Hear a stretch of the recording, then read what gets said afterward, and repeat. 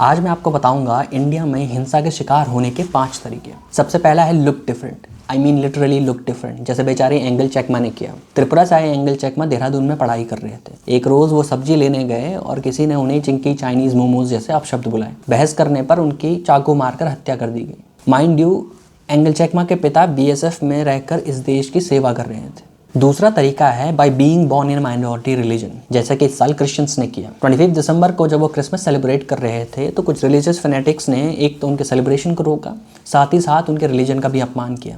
तीसरा जो तरीका है वो हमारे देश में सदियों से चला आ रहा है, वो है सो कॉल्ड छोटी जात में पैदा होना।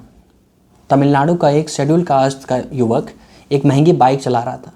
उसका दोस्त सिर्फ ये था कि वो शेड्यूल कास्ट में पैदा हुआ था, तो उसकी औकात याद दिलाने के लिए उसको कुछ अपर कास्ट लड़कों ने बुरी तरह से पीटा। चौथा जो तरीका है वो कुछ नया नया उभर कर आया है। ये है किसी दूसरे राज्य में जाना जहाँ की आप भाषा ना बोलते हो।